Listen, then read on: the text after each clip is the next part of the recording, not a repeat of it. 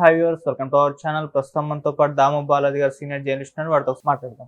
నమస్కారం sir. Sir, Maharashtra ఓట్ల counting అయితే జరుగుతుంది. మహారాష్ట్రలో అయితే బీజేపీ క్లియర్ గా గెలిచే అవకాశాలు అయితే స్పష్టంగా తెలిసిపోతుంది.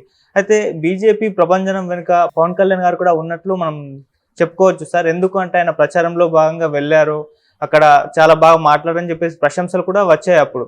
అయితే మహారాష్ట్ర ఎన్నికల్లో పవన్ కళ్యాణ్ ప్రభావం ఏ విధంగా ఉంది? సో ఆయన ప్రచారం చేసిన ప్రాంతాల్లో ప్రజెంట్ రిజల్ట్స్ ఏ విధంగా ఉన్నాయి? పవన్ కళ్యాణ్ మహారాష్ట్రలో ఎన్డీఏ కూటమి తరపున చాలా ఏరియాలో ప్రచారం చేశాడు. దాని మీద మనం ఒక వీడియో కూడా చేసాము. ఆయన ప్రచార శైలి ఎలా ఉంది, ఉపన్యాసాలు ఎలా ఇచ్చాడు, ఇవన్నీ కూడా. ఇప్పుడు ఏంటంటే మహారాష్ట్రలో ఎన్డీఏ ప్రభంజనం క్లియర్గా కనబడుతుంది. ఇప్పటి వరకు మనకున్న ఫలితాలను బట్టి 221 స్థానాల్లో ఎన్డీఏ కూటమి ఆధిక్యతలో ఉంటే 54 స్థానాల్లో మాత్రమే ఇండియా కూటమి ఆధిక్యతలోకి వచ్చింది. ఇంకొక 13-14 స్థానాల్లో ఇతరులు ఉన్నారు. కానీ జార్ఖండ్లో మాత్రం క్లియర్గా ఇండియా కూటమి 50 సీట్ల వరకు తెచ్చుకునే పరిస్థితి కనబడుతుంది. ఎన్డీఏ కూటమి 28 సీట్లకి పరిమితమయ్యే విధంగా ఉంది. కానీ మహారాష్ట్ర ఇంపార్టెంట్, ఎందుకంటే మహారాష్ట్ర పెద్ద రాష్ట్రం కాబట్టి ఇందులో మళ్ళీ బీజేపీ అధికారం నిలుపుకోవడం అనేది చాలా ఇంపార్టెంట్. సో ఇప్పుడు చర్చ ఏంటంటే పవన్ కళ్యాణ్ ప్రచారం చేశాడు, ఇటు రేవంత్ రెడ్డి కూడా అక్కడ వెళ్ళి ప్రచారం చేశాడు. మరి వీళ్ళిద్దరూ ప్రచార ప్రభావం అక్కడ ఎట్లా ఉంది అని చూసుకున్నప్పుడు రేవంత్ రెడ్డి ప్రభావం ఎక్కడ పెద్దగా లేదు. రేవంత్ రెడ్డి ప్రచారం చేసిన షోలాపూరు, నాందేడు, నయాగరు, బోకరు ఈ ఏరియాల్లో ఇండియా కూటమి చిత్తుగా ఓడిపోయింది. కాబట్టి రేవంత్ రెడ్డి ప్రచారం పెద్దగా పనిచేయలే. అంటే రేవంత్ రెడ్డి పవన్ కళ్యాణ్ల కంపేర్ చేస్తే పవన్ కళ్యాణ్కి వేరే రాష్ట్రాల్లో ఒక కరిష్మా ఉండే అవకాశం ఉంది. ఎందుకంటే ఈయన తెలుగు రాష్ట్రాల్లో ఎక్కడున్నా కూడా పవన్ కళ్యాణ్కి ఉంటుంది. కాకపోతే తెలంగాణ నుంచి మహారాష్ట్రలో వెళ్ళి స్థిరపడిన ప్రాంతాల్లో రేవంత్ రెడ్డికి కూడా ఉండే అవకాశం ఉంది. ఎందుకంటే అక్కడ తెలంగాణ పాపులేషన్ ఉంటారు కాబట్టి తెలంగాణ వాళ్ళకి రేవంత్ రెడ్డి తెలుసు కాబట్టి. కానీ రేవంత్ రెడ్డికి అంత క్రేజ్ కనబడలేదు.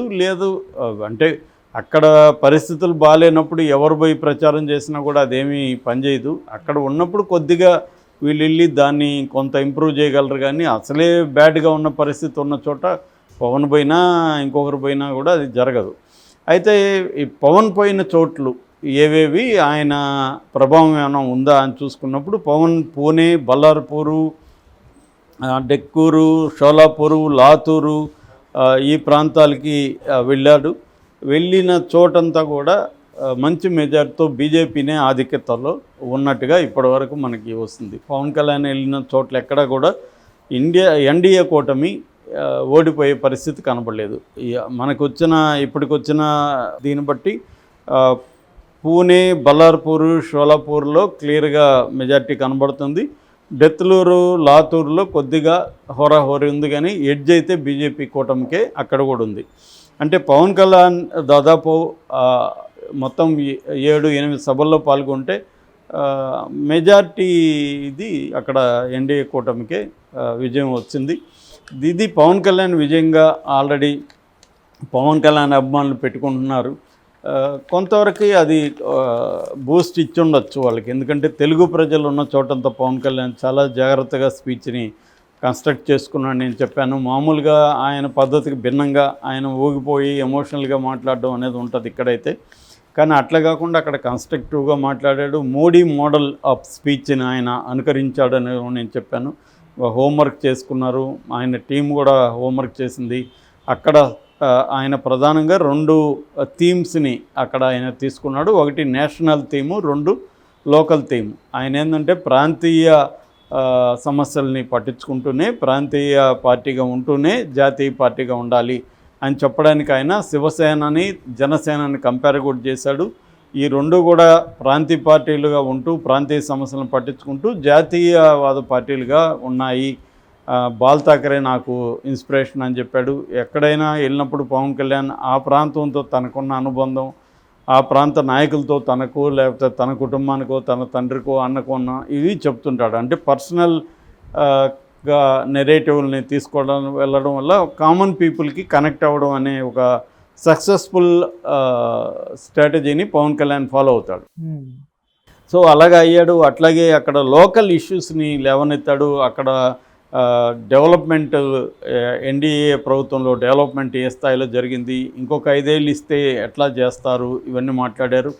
అట్లాగే ఎమోషనల్ ఇష్యూస్, అక్కడ శివాజీ మహారాజ్ విషయం కానీ, మతానికి సంబంధించిన సనాతన ధర్మం దీనికి సంబంధించిన విషయాలు కానీ అవన్నీ మాట్లాడాడు. అట్లాగే ప్రత్యర్థుల్ని అంటే కాంగ్రెస్ని వీళ్ళని విమర్శించడంలో కూడా ఆయన గట్టిగానే విమర్శించాడు. ఇలాగా ఆయన అనేక అంశాలని అంటే అయోధ్య రామ మందిరం ఈ ఇష్యూని తీసుకున్నాడు, అభివృద్ధిని తీసుకున్నాడు, యాస్పిరేషనల్ ఇండియా అంటాం, యాస్పిరేషనల్ నుండి ఎక్కువగా యూత్ ఎంప్లాయ్మెంటు ఈ విషయాల్ని అడ్రస్ చేశాడు. అంటే అక్కడ ప్రధానంగా ఏ అంశాలు ఉన్నాయి, మరాఠాలో కూడా గట్టిగా అక్కడ పాపులేషన్ ఉంది, వాళ్ళని ఓబీసీలకు సంబంధించిన డెవలప్మెంట్ని, అట్లాగే తెలుగు వాళ్ళు ప్రత్యేకంగా తెలుగు వాళ్ళకి కూడా తెలంగాణ అంటేనే మీకు తెలుసు కదా నా గుండె ఎట్లా కొట్టుకుంటుందో, ఇవన్నీ తెలంగాణ ప్రజలను ఉత్తేజం చేయడానికి మాట్లాడాడు. సో కొంత కన్స్ట్రక్టివ్గా ఆయన స్పీచ్లు ఇవ్వడం, మోడీ మోడల్ ఆఫ్ స్పీచ్ల్ని ఆయన అనుకరించడం, తర్వాత మనకి ఏ గ్రూప్స్ మన దాంట్లోకి మన సభకు వస్తారు వాళ్ళని ఎలా మనం ఇంప్రెస్ చేయాలి, ఇది క్లారిటీగా పవన్ కళ్యాణ్ మాట్లాడు. చాలా ఆ విషయంలో చాలా మెచ్యూరిటీ వచ్చింది. ఆయన విషయాల్లో మనం ఏకీభవించుకోవచ్చు, ఆయన చెప్పిన విషయాలు అది వేరే విషయం. సో నేను ఇక్కడ ఏం చెప్తున్నానంటే ఆయన ఎలా ప్రజల్ని ఓటర్స్ని ముఖ్యంగా తెలుగు పాపులేషన్ని అట్రాక్ట్ చేయడానికి సక్సెస్ఫుల్గా ఆయన సభల్లో మాట్లాడాడు. సో ఇది ఒక రకంగా ఏంటంటే పవన్ కళ్యాణ్ జాతీయ స్థాయిలో ఒక లీడర్గా ముఖ్యంగా బీజేపీతో పాటు లీడర్గా ఎదగడానికి ఆయనకి హెల్ప్ అయ్యే అవకాశం ఉంది ఆల్రెడీ. ఎందుకంటే పవన్ కళ్యాణ్కి జాతీయ స్థాయిలో తెలుసు, ముఖ్యంగా తెలుగు వాళ్ళు ఉన్న చోట బాగా తెలుసు, తెలుగు లేని వాళ్ళ చోట కూడా కొంత పవన్ కళ్యాణ్ తెలిసిన అవకాశం ఉంది. ఎందుకంటే ఆంధ్రప్రదేశ్ రాష్ట్ర రాజకీయాల్లో పవన్ కళ్యాణ్ ఎంత ఇంపార్టెంటు, మోడీ పవన్ కళ్యాణ్కి నేషనల్ లెవెల్లో ఎంత ఇంపార్టెన్స్ ఇస్తున్నాడు అనేది నేషనల్ మీడియా కూడా క్లియర్గా కవర్ చేసింది. కాబట్టి రెండవది ఏంటంటే ఆంధ్రప్రదేశ్ మీద ఆధారపడే అక్కడ 21 సీట్ల మీద ఆధారపడే మోడీ ప్రభుత్వం ఉంది. ప్రధానంగా 21 సీట్లు లేకపోతే మోడీ ప్రభుత్వం ఖచ్చితంగా ఇబ్బందులు పడుతుంది. కాబట్టి ఇటు చంద్రబాబుని ఇటు పవన్ కళ్యాణ్ కూడా నేషనల్ మీడియా కూడా ఫోకస్ చేస్తూనే ఉంది. ఆ మధ్య కూడా ఈయన ఒక నేషనల్ మ్యాగజైన్ ఇండియా టుడే వాళ్ళు కండక్ట్ చేసిన సర్వేలో మోస్ట్ ఇన్ఫ్లుయెన్షియల్ పొలిటీషియన్ లిస్ట్లో ఈయన 5వ పేరు చంద్రబాబుది ఉందంటే దానికి ప్రధాన కారణం ఈయన మీద ఆధారపడి మోడీ ప్రభుత్వం ఉండడమే అనమాట.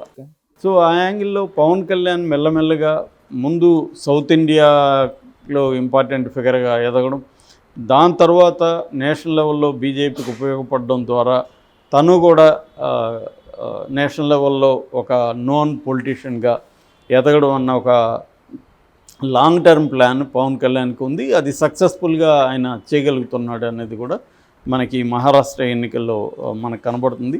ఒక రకం పవన్ కళ్యాణ్కి కూడా ఇది బూస్ట్ ఇస్తుంది ఈ రిజల్ట్. అంటే తాను వెళ్ళి ప్రచారం చేసిన ఎన్నికలలో బీజేపీ కూటమి ఒక అబ్సల్యూట్ మెజార్టీతో రావడం అనేది పవన్ కళ్యాణ్కి కూడా ఇస్తుంది. బీజేపీ జాతీయ నాయకత్వంలో కూడా పవన్ కళ్యాణ్ స్థానం అనేది పెరుగుతుంది దీనివల్ల. రేపు నెక్స్ట్ జరగబోయే ఎన్నికల్లో కూడా పవన్ కళ్యాణ్ని తీసుకెళ్లే అవకాశం ఉంది. ముఖ్యంగా తెలుగు వాళ్ళు ఎక్కడైనా ఉంటే పవన్ కళ్యాణ్ తీసుకెళ్తారు. ఈసారి తెలుగు వాళ్ళు లేకపోయినా కూడా ఇన్ని తీసుకెళ్ళచ్చు. ఎందుకంటే మొన్న కూడా ఈయన మరాఠీలో మాట్లాడినాడు, తెలుగులో మాట్లాడినాడు, మరాఠీలో కొన్ని పదాలు నేర్చుకున్నాడు. ఇదంతా కూడా మళ్ళీ మోడీ మోడలే. మోడీ ఎక్కడికి వెళ్ళినా ఆ భాషలో లోకల్ భాష, కన్నడలో ఉంటే కన్నడ పదాలు కొన్ని మాట్లాడు, తెలుగులో ఉంటే తెలుగు పదాలు మాట్లాడతాడు. ఇట్లాంటివి అంటే ప్రజల్ని ఎట్లా ఆకట్టుకోవాలి, ప్రజలకి కనెక్ట్ ఎలా అవ్వాలి, ఎంపథెటిక్గా వాళ్ళని మనం ఎట్లా తీసుకురావాలి అనేది మోడీకి తెలిసినట్టుగా ఎవరికి తెలియదు అటువంటి విద్య. దాన్ని సక్సెస్ఫుల్గా ఆ ఫార్ములాని పవన్ కళ్యాణ్ ఫాలో అయినట్టు కనబడుతుంది. ఇది ఒక రకంగా పవన్ కళ్యాణ్కి ఒక మెట్టు ఎదిగినట్టుగా మనం